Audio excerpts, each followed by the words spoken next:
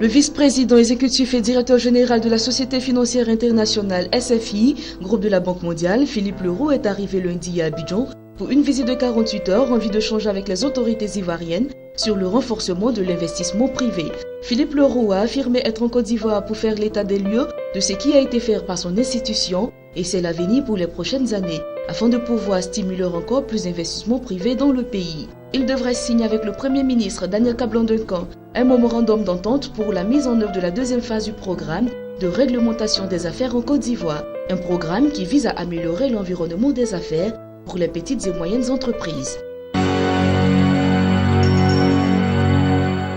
Il s'est ouvert ce lundi à Abidjan un atelier de formation et de sensibilisation des acteurs de passation de marché. L'objectif global de cet atelier est d'aider à l'appropriation par les participants les nouvelles dispositions réglementaires des marchés publics et à la maîtrise des procédures. Il s'agira au cours de cet atelier, prévu pour durer 3 jours, de former tous les acteurs opérationnels impliqués dans les procédures de passation des marchés du comité technique bilatéral du contrat de développement et de désententement C2D à l'utilisation effective de nouveaux textes, de recenser et de répondre à toutes les difficultés récurrentes entravant leur efficacité.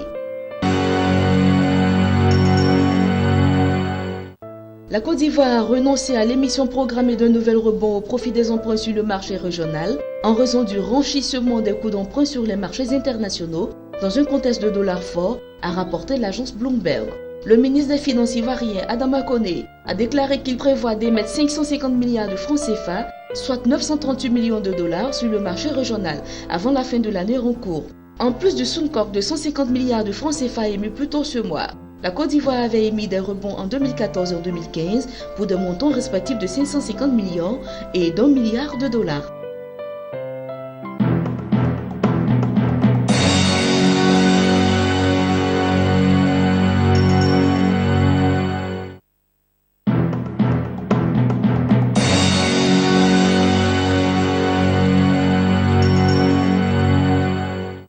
Lors d'un colloque dans la ville de Chouane, en Afrique du Sud, la ministre de la Communication, Faith Moutambi, a affirmé que la South African Broadcasting Corporation, SABC, présente un solde de trésorerie positif. Information qui infirme ainsi celle donnée par le journal Sunday Times il y a quelque temps, faisant objet d'une perte de 500 millions de rentes, soit environ 354,5 millions de dollars par le groupe. Alors que de nouveaux résultats financiers sont attendus ce mois de septembre, beaucoup d'observateurs ne partagent pas l'optimisme de la ministre de la Communication, s'appuyant sur le fait que les annonceurs pourraient s'en aller à cause de la décision d'enrichir les programmes de la SABC de contenus locaux, jusqu'à 80% à la radio.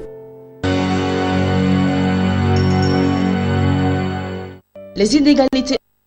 entre engendrent un monde à gagner de 95 milliards de dollars en moyenne par an pour l'Afrique subsaharienne, a estimé le Programme des Nations Unies pour le développement, PNUD, dans un rapport publié le 28 août dernier. Le rapport a également fait ressortir que les Africaines affichent un niveau de développement humain équivalent à 85% seulement de celui des Africains. Dans le chapitre économique, le PNUD souligne que 66% des femmes en Afrique travaillent dans le secteur informel, non agricole et ne gagnent que 70 cents lorsqu'un homme gagne $1 pour le même travail. Combler le fossé entre les sexes ne mettrait pas seulement l'Afrique sur une voie de croissance économique à 2 chiffres, mais contribuera également de manière significative à atteindre les divers objectifs de développement, a indiqué le directeur du PNUD pour l'Afrique, Abdoulaye Marndey.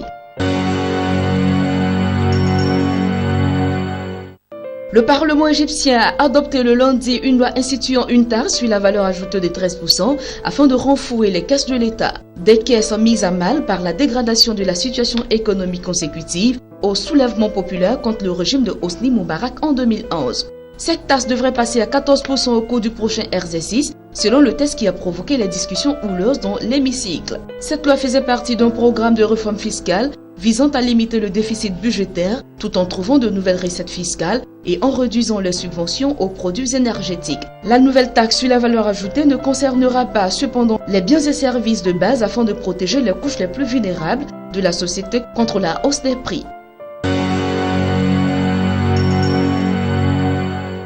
La Banque africaine d'import-export, Afreximbank, a accordé aux sociétés africaines engagées dans l'affacturage depuis 2012 un prêt de montant de 83 millions de dollars, a annoncé Kanayo Awini, directrice générale du commerce intra-africain au sein de l'institution. L'affacturage en effet est une technique qui permet à des entreprises de céder leurs créances à des sociétés spécialisées dans le recouvrement et ainsi d'améliorer leur niveau de liquidité. Ces fonds qui ont été alloués s'inscrivent dans la politique d'Afreximbank de promouvoir l'affacturage en Afrique et permettront aux bénéficiaires de disposer d'un accès à des liquidités et à une protection contre les risques de paiement, a expliqué le responsable. Kanayu Awani a par ailleurs souligné que l'Afrique n'est pas encore un acteur important sur le marché de l'affacturage et ne présente que 0,7% des 2,3 milliards d'euros de transactions d'affacturage réalisées dans le monde en 2015.